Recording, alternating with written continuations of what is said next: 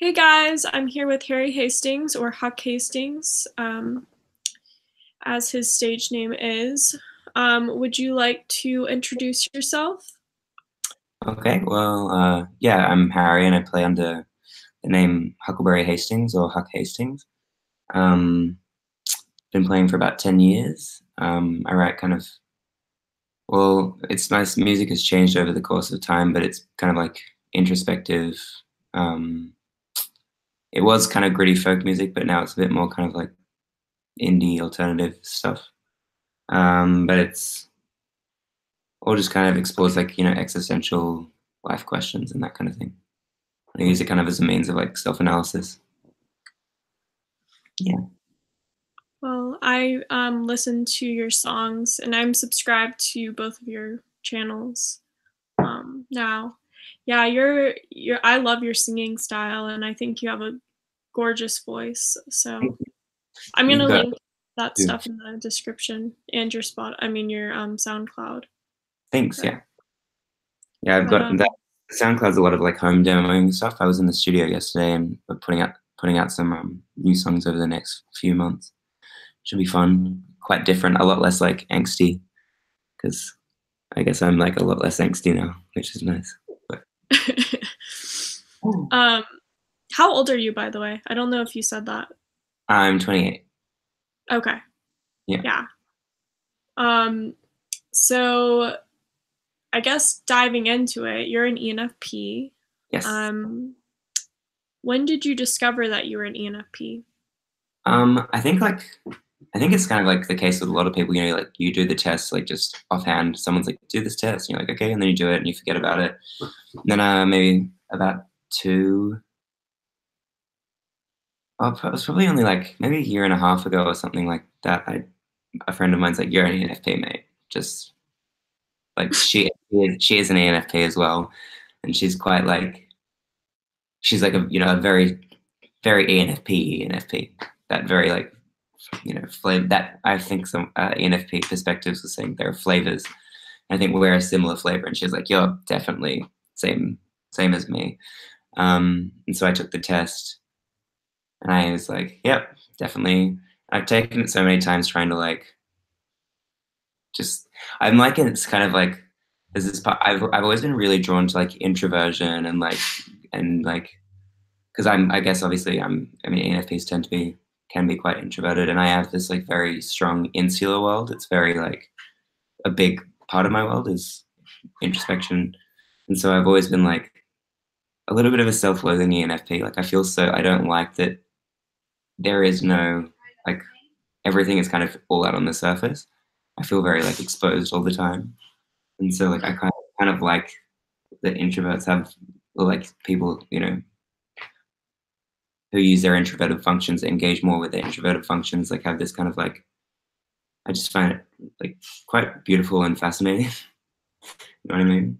That's interesting because I was actually right before this, not necessarily about, I mean, maybe the fact that I knew I was doing an interview with you as an extrovert, but I was just thinking earlier how I kind of wish I was an extrovert, well, for so long, because um, just this past little bit, I realized that I feel very drained from all of these interviews. I was I'm wondering. just gonna say that. I was totally And wondering.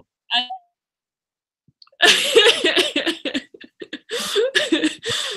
well, and also I told you I feel like I'm gonna throw up Yeah. right now, and I don't know why. I think it's just been because I was crying a lot earlier, but Oh, I get nauseous I guess when I. it's okay. It's okay. I cry a lot. But how were you growing up? How would you describe yourself growing up? This is actually quite interesting. So, well, I mean, I was very precocious. I was quite, I was very engaged. I was like bullied quite a lot when I was really young, and so I spent a lot of time hanging out, like, well, speaking to adults and interacting with adults, and um, I was, my dad's like, he's like, I found it was impossible to like satiate how much attention you needed. Like, I was very like, look at me. I was like really like, I just wanted to interact and like, have this. I think I feel like, so I think with that extroversion thing, I feel like this sense of like shame around it. Like I'm just like, oh, I'm not trying to like take up all the attention. I'm not trying to, like take it away from everyone else. It's just like I just want to play. Like, I just want to interact with people and like just have fun and explore ideas and also like inspire people. I'm like, come on, let's like do this. And like that, you're great at that. Like, why don't we like start a blog or like do, like, what I mean? Yeah. Also, my mum was actually, which I didn't know until kind of like recently, we've bonded over this. She was into typology and she studied like Enneagram and stuff like that. And to a lesser extent, MBTI.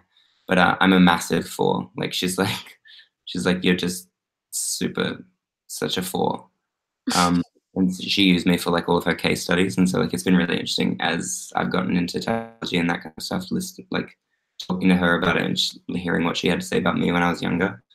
But and then so I was pretty happy, but I felt very different and separated from other kids. And I spent a lot of time reading lots of books. Then when I was a teenager, pretty just depressed most of my teenage years, I think. And yeah, I mean, I guess that's just kind of like my childhood. But yeah, I come from an entire NF family. I have an ENFP sister, INFP sister. My mum's an ENFJ. My dad's an INFP. My stepmom's an INFJ. My little brother's only 8, so I don't know yet. But I think he might. I don't know. It's hard to say at that age. Wow, that's great. You're with all the NFs. I did not grow up with NFs at all. Yeah, I know. I don't know any of my family that's an NF besides my stepmom is an ENFJ. Yeah, we have a lot of feelings in our family. Yeah. Yeah. Well, how did you get into music, or when did you discover that you were musically inclined? I always like sang a lot. My dad's a guitarist, and like I've always been like kind of a non-conventional learner, so they tried to teach me like instruments, and I was just like, I'm not listening. I'm just gonna like try things myself. But then when I was 13, he bought me a guitar, and I just started like, basically I just like to write. And I wanted to be a poet, and I was like, well, you can't really be a poet today, can you? And I was like, well, I'll just make up sounds to like put behind my words. And so I just kind of started doing that and writing about my feelings. Really good therapy, I think, Well, like I said, you have a really beautiful voice, and I did see your dad, because isn't your dad in some of your videos? Oh yeah, we've done like I think 1 or 2 videos together. We did like a Fiona Apple cover. Yeah. What was it like? I mean, I know, again, obviously it feels weird to me because obviously you didn't grow up in the US and stuff. But so it might be hard for you to describe this, but how would you say it was like growing up in Australia? Like, well, for me personally, I don't know. My family's kind of eccentric and like it's full of NFs and like, but so like I had a really great, and my mum was young. My mum was 21 when she had me. And so like it was an interesting like experience for me personally. But Australia is, the thing about it's quite interesting because like you're an introvert and like these interviews are draining for you, but it's like I feel like America is a society of extroverts. Like it's like your society is like built and structured. So like this for me being on camera here is very strange. Like I did a little test on my YouTube channel. It's like if it's not like like if I can't like kind of curate it or be in control of it, it's like it's so intimidating. But it's like so many like it just to me from the outside it seems like America is just like everyone's like, oh hi, how you doing today and stuff like that. Australia is a little bit more kind of British in feel, but very relaxed. It's like I think very like unambitious, and it's kind of like about like enjoying the ride. It's very much just like let's just chill, let's have fun. Like and like hang out. It's very, very chill. It's very relaxed, but it's cool. I like Australia. Not so much the politics, but I mean, we can say the same about the US. oh yeah, oh yeah. So what did you learn about people when you kind of learned more about typology? I think learning how differences help us to be like strong is really good. I mean that was like one of the, it's something that I think I always knew like fundamentally, and it's like also something that yeah, it's just very ingrained in me is like, and I love people. I love learning about people and that kind of thing. I originally got into it because I have a lot of my songs are written about an INFJ, um, and for an INFJ, and I kind of wanted to learn better how to kind of just have a better communication with that person. Um, and I also, because I mean, there is quite a profound connection. I mean, and with a lot of the INFJs in my life, but I find that like I learn the best that like the approach generally, obviously speaking generalizations here, but the way that they communicate is one that really speaks to me. You know, they call that video by Carolyn Zakowski, who everyone should check out. I actually had a one-on-one typology session with her as well. And she was like, in the first 5 minutes, she's like, okay, I'm pretty sure you're an ENFP. And I was like, yeah. But they say that like the INFJ is like the deep sea diver and the ENFP is like the long distance swimmer. And like when they kind of cross paths in the ocean, like the INFJ is like, come down, come in this cave with me, look at all my things. And the ENFP is like, oh my God, this cave's amazing. Like, how bizarre, like show me all of your like trinkets and your, you know, your things. And it's like, I was like, wow, this is just right. It just like, it makes so much sense to me. And then also the Enneagram 4, they say is like the deep sea diver of that. So it kind of clicks with me. But I just, I found a grounding in myself and in other people and in work relationships, just figuring out how to like, you know, I like capitalizing on those differences and being like, wow, well, like, you know, I'm so not like that, but I love that you are. And I love, and like, I can maybe I can take that, like, you know, the aspects of, you know, sensing that you're doing there and maybe I can apply them in a way that works for me or like that kind of thing. But you know, I found like I like there's a lot of ENFP content that I just don't want to like. I just generally look at more INFJ stuff, and then it's like I have to like force myself to look at like ENFP growth stuff because like often I learn there's almost like ENFPs with their like, and not in like a malicious way, like, but it's like they're very good at like kind of controlling the way that they let you get to your own realizations about something, but they kind of cajole you there, you know. It's like and it's very like this very nifty way of being like they let you come to your own insights, but they're almost like they're kind of like they're my insights as well, you know. And it makes you go, they let you get to the aha moment, and I really like that because I think that's how I learn is by having my own insights. I also really like, you know, get on well with INTJs, but for the opposite reason where they're just like it's blunt. They're like, you know, here it is, and I'm like, oh, that hurts. You know, like I like that. I really appreciate that too in a different way. But you know, I've learned so much and just I've gone off the deep end with it, I think. What about you? What was the biggest insight that you've learned? I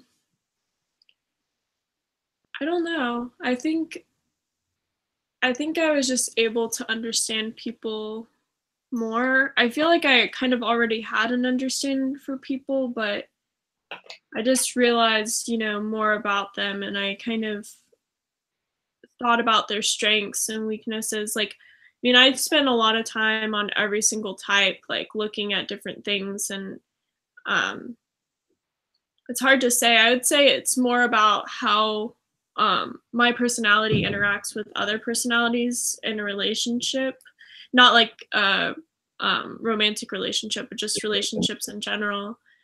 Like my sister is an ISTJ, and interacting with her, realizing certain things about her that I thought were just super annoying because they were just so foreign to me and just not something that I would do.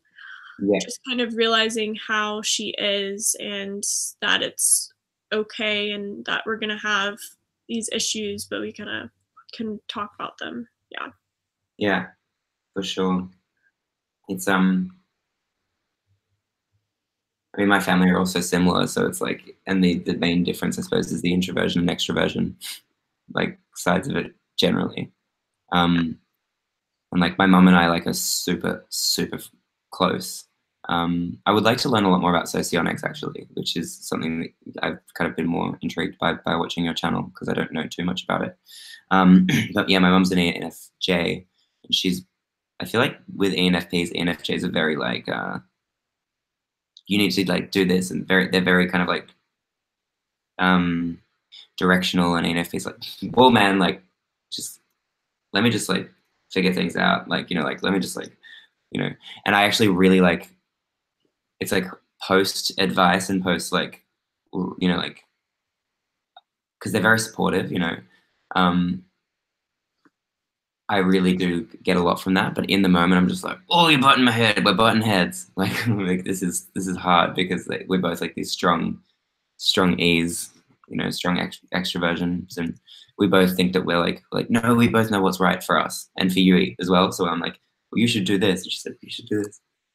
But and then I've noticed that like a lot of my friendships are with like INFJs, ISFJs, and INFPs. They're all just like really easy dynamics, just very like everything just feels good and easy. Like we could just like, I think with INFJs there's more of a growth aspect there, but with the ISFJs and the INFPs, it's like we can just sit together and it's just like it's all just very dandy and nice. Like it's interesting mapping out kind of your friendship groups, and also like in work, being like noticing in workplaces, like I work in like hospitality, just filled to the brim with INFPs, just bursting.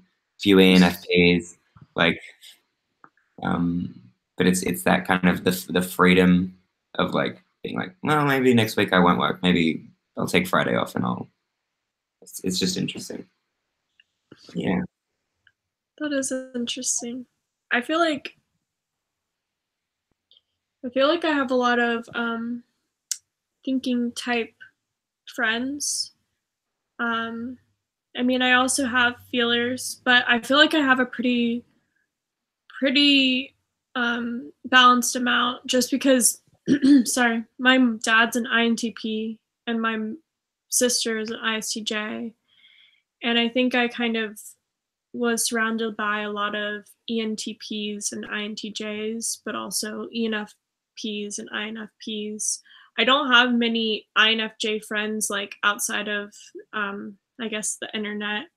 I do have some that I'm really close to, but I would say most of my friends are probably INTJ, ENFP, or INFP and ENTP. Yeah. Yeah. Um, what's like your biggest regret in life so far? And this is interesting because I mean, I've been like told off for saying this before, and I think it's probably like and not told off, but like people don't get it. I don't really engage with regret so much. I more just look at it as like a lesson. Like I'm like, there are things that I would definitely do differently now, and there are things that I feel sad that they happened. But for me, like I'm really glad that I got to this point, and like, man, it's been a rough ride. Like it's like at times, and like I just don't like if I did things differently, I wouldn't be where I am or who I am, and like it's all part of that. Like it's all part of it, and so like I think it's okay to be sad, but I just think it doesn't really serve much purpose except for like keeping you in the past. So yeah, that's with regret. I can't really think about. I don't know what it would be. Like it would probably be just like any instance where I've been inauthentic to myself, or any instance where I've been like unthoughtful of somebody else, like an instance where I've like not taken into consideration how my actions might be impacting somebody else. Those would be the cases. I think that's a good philosophy to live by. I don't know if I have anything that I really regret either. I mean, I do obviously wish I didn't do certain things, but I think everything happens for a reason and to a certain extent, and or at least I think it at least makes you into the person you are. Obviously, um,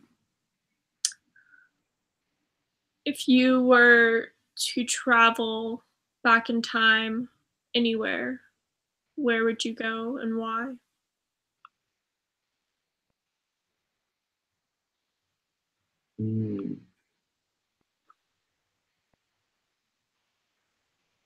Well, I'd like to go back and like hang out with my parents when like they were like younger. Um, and just kind of like scope it out and just be like before you were like kind of just. I feel like it would give me like a better understanding of like kind of just them and their life and see them without the like parental lens, you know, like without them even before that was part of their life kind of thing before they, because once you become a parent, you know, you're living for something else as well. So like I'd love to go back and just be like, what were they like when they were all free and like, you know, and that'd be interesting. Yeah. What about Well, you? that would be interesting. I've thought about that as well, like meeting my parents when they were younger. I don't know what time period I would go back to. There's a few different ones that I would. I think if it was like not in this century, or maybe not this century, but like if it wasn't like in the 21st or 20th century, I would probably want like an invisible bubble around me so I wouldn't be able to get any diseases, or like Yeah, just yeah, basically get to see it from a bird's eye view. Um, and I wouldn't want to change anything in the past, but um, if you were to give your younger self advice, what would you say to your younger self? it'll be okay. Like, just, you know, smile, smile a bit more, like, keep going, do it, you know, yeah. Keep learning. Don't like, don't close yourself off to learning, I think. I think I was very like, I didn't feel like I fit in with like institutionalized learning. And so, but then like, I also was like really angry about the fact that like, they wanted to give me a measure of my intelligence. And I was like, no, I'm smart. So I'm not going to like, and I kind of would be like, well, I'm not going to try that because like, I'm not going to do that exam because they're going to give me a score and it's not going to represent like my intelligence. And like, I think it'd just like, it's all right. You can just, you don't have to like show everyone that you don't have to prove anything to them or anyone. Um, I think that's I feel like that is really good advice for almost anybody. And I don't know, I don't think everybody relates to the education thing, but I think that's interesting that you felt that way.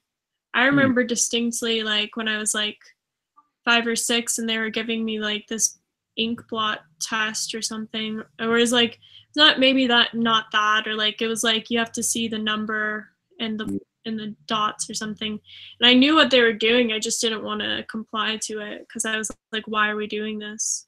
I don't get it. So I would just like made stuff up instead of saying what I saw. Yeah, I um love that. Like, I used to just, I don't know, it's like, you think you're smarter than me, but like, I'm gonna give you some whack results. Like, yeah. No, I was very aware as a young child of what adults were trying to do, and yeah, I didn't appreciate it. a hundred Um, percent. like, stop taking me for an idiot. Like, I'm aware that I'm a small package. I'm a little unit, but like, it's a lot happening in here. Like, yeah, I get Yeah. that. I think people do underestimate children, and they also underestimate animals, just like other animals. Yeah, for And they're, sure. yeah. Um, so Fernando had a good question. He said, and I'm looking at the comments. He said, "How do you approach relationships as an ENFP, engaging what's best for you? It's interesting actually because Well, what's best fit?" well, it's interesting because I went to my like 10-year high school reunion 2 nights ago. Um, I wasn't sure if I was going to go till the end, and like I think like only 20 people came, so it was a little bit like. But someone posted in the group being like, "Is anyone coming?" And I was like, "Oh, I should go." They're probably like, "No, no."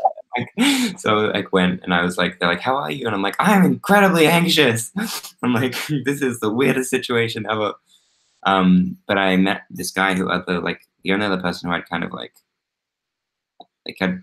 been on some forum, and I was like, "Oh, he's an ENFP too," and he's in that. And he said to me like all of his relationships have been ENFP, ENFP, and I was like, "Oh, that sounds like super fun." Like I think that's a concept that like is interesting to me to try. I think it would be really fun. I'd feel really seen and stuff, but it would be chaos. Like it would be chaos. In certain ways, I think what I'm really attracted to in a relationship is like growth and like someone who really challenges me. Like I don't tend to like if I'm not being challenged by the person, I want someone who's going to be like, no, that's not right. Why are you doing that? And like, I want someone who's gonna like call me on my stuff and like, but also love me and support me. I think my first partner was an INFP. I think I would probably type him as an INFP, and that was just easy and really nice and very like mutually like respectful.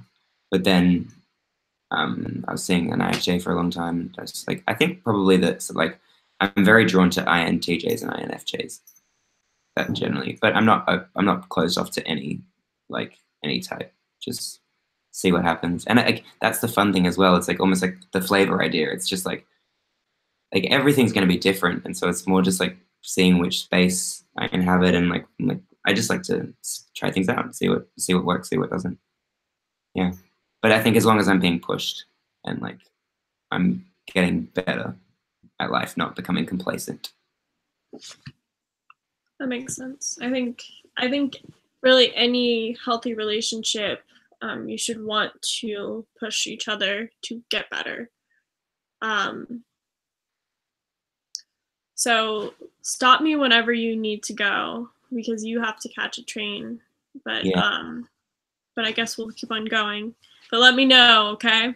When we'll you give it like 10 minutes, and then unfortunately I will have to go. But okay. because Okay. I really like to stay. Um so what would you tell people in order to like encourage them to pursue their dream of becoming like a musician or like something artistic, something that was out of the norm? Like what would you tell those people? I would tell them just to take the pressure off their work and like just just make it. Like like it's like there's this really great advice from this poet named Kate Tempest who I really love, and I like heard it years and years and years ago, and I was just like, yes, that's exactly what I've been trying to say to people. It's just like she said, keep writing until you're more comfortable with a pen than without one, and it's the fear of writing badly that stops you from writing. And if you just take that pressure off, you can write all the time. And it's like that's where you find your voice. It's like it doesn't don't expect anything you write to be any good. You just write or draw and draw because it feels good and sing because it feels good and like whatever it is, just make stuff that's authentic to you and real. You know, don't you don't have to show anyone if you don't want to. You don't have to like just make the work and like do it. If it doesn't feel good to you, don't do it. You know, if you want to be doing something else, I think that's probably. I've heard that before. I think that's really good advice. I actually use that for like the whole writing thing. I use that for a lot of papers in college. Um, Yeah. just to get me started, I would just write and not care, Yeah. and then I would revise. I feel like that's a good thing to do. Yeah, that's a great way to work, you know. I'm not so good at the revision, but like, yeah, I think it's a really, really good, like, you just get the ideas out, the concepts out, and then you can kind of understand what you want to say as well. Yeah. Yeah.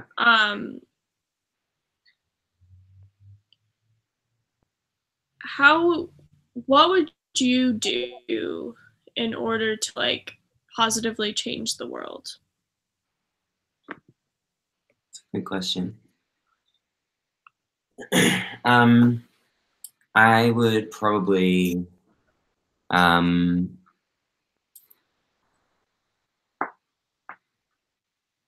like invest in education or something, like give children. I think like education is the key probably, but also like instilling. I think one thing, I don't know if I'm just being. I went to a public school. It was a great school. It was an art school as well. And it was a fantastic school. But what I noticed is that like I didn't really have much of an understanding of politics or like how they affected me, and it wasn't really kind of like, I feel like a lot of that like information, I feel like in private schools they really like teach children that like they have a say, and that like they can, if they want to make a difference, that like they can affect that with politics, and like I just didn't understand what that meant. Like I was like 23 and I was like, well, I don't care, like, you know. um and then I was like, oh no, wait, actually it affects me, greatly, and it affects like, so I think like just giving children like not just an education about it, but like a passion for it, like for the future, for their future, and like getting people excited about it, and about learning as well, like giving kids, not just like trying to get them to like accommodate to a system, but figuring out the best way to like inspire them to want to learn. Because when you want to learn, then you learn. Yeah. No, I feel like that makes a lot of sense. I was looking again at the comments, and Fernando asked another great question. How do you cope with random things that slow your goals? What mindsets do you have, and how could you get over uh, the log in the road using your current strengths? I think I do get frustrated at times. Like I'm just like, oh, come on, another hurdle. Like, ah, but there was a great TED talk actually about like looking at life as a game. There's a great Alan Watts lecture about it as well. So I kind of like just imagine myself as like little Mario. I'm like, oh damn, you know, like had to pay a bill that I couldn't afford, and like, what am I gonna do? How am I gonna get money? Maybe I'll jump out and try and find some cool gigs, and then like just trying to like implore a sense of play in my life, and like find like, you know, give myself points for like you know, like just, I don't know, it's like I guess it's like imploring those strengths of being creative and being like, okay, problem solving is creative too. In terms of dealing with it, I kind of let myself in the moment be frustrated, acknowledge that I'm just frustrated, like it's just an emotion, and then I kind of laugh at myself as well for getting so frustrated. Like the problem's going to be temporary; it's going to be over soon, and so like, so I kind of let myself be frustrated for a little while, and then set to task. I also think I've been like lately really trying to kind of like, I know the growth path is down the line for your functions, but like trying to like develop my like like very like spend more time, like not too much time, but just like a little bit of time just doing all of the like sensing stuff. Just like getting practical and getting down with all of that stuff, because my life functions better when I do that, and as painstaking as it is for me, it makes the play elsewhere easier, because I'm not like anxious all the time about like things that haven't been done, or like, and I the reason I noticed that was because like it's the sense of relief that I get like when I've been putting off doing something is just like I'm just like oh my god, like I can breathe, like, and so like it's like almost like I got addicted to that feeling, so it's like I'm gonna just check off all these things off my boxes, and then I forget for a little while, and then it's like, but it's almost like a preemptive like nip in the bud, because I get quite anxious if I feel like I'm doing something that I shouldn't, or like avoiding something. Yeah. I can relate to that, the whole sensing thing. I feel like I have those moments as well where I just feel like I need to get a lot of stuff done. Like tomorrow I'm gonna be, well, I mean, this was I got into a car accident last week, and Yeah. yeah, my car, I'm gonna get it fixed tomorrow. The other insurance is paying for it, but we don't know yet if it's gonna be totaled or not. Like, I mean, not totaled, but like a total loss. Oh, it's So funny. I may have to, what? Sorry. I had like the same car crash last year. I was the passenger though, but like the back of the boat got rear-ended in like a stop-start traffic thing, and Really? the boat was total. It was total. I hope it's not a total loss, because it's a six, my car is 6 years old, and I don't know. Like, the sad part is it looks fine, except for you can't open the trunk at all. I mean, it doesn't look fine. Like, you can tell that there was an accident, but It's still driving. It still drives. yeah. So hopefully they're able to fix it. Yeah, I'm sure they will. But yeah, if you were an animal, what animal would you be? I've always like really liked pandas, and I don't know if I just really like them, or that's what I would be. I really like, the idea of being a bird, like soaring, just being able to like free soar everywhere. Probably a Probably a bird or something cuddly, like a panda, just like something affectionate. Also, like, sometimes pandas, it doesn't really make sense that they exist. Like they don't like really. You have to force them to like populate, and like they like just want to sit in a tree and eat all bamboo all day. It's like I don't know. I resonate. Yeah. Um. Yeah. Anyway, I do need to get the train. All No, right. unfortunately. But Well, thank you so much. I hope you feel better. thank you. I think it's probably great timing. Sorry for guys, I mean, not guys, but just in general, people that are triggered by getting sick. I probably am going to I can just feel, that feeling where you feel like you're gonna throw up. I think I may go to the toilet after this. You pausing. So yeah, but it's been it's been great talking to you, and I we should talk again. I know Yeah. you need to. Yeah. If you've ever got time. All right. Yeah. I mean, it doesn't have to be No, I like, know. Yeah. we don't have to film it and stuff. But yeah. I hope you guys are having a great day, and would you like to say bye really quickly? See you later, guys. Yeah, if you want to follow me on my Instagram, that's where I kind of do most of my stuff. I'm also on YouTube. Yes, I would do that as well. And I'm gonna put your links in the description.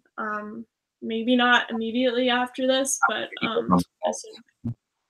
But yeah. All right. Have a great day. Bye, guys.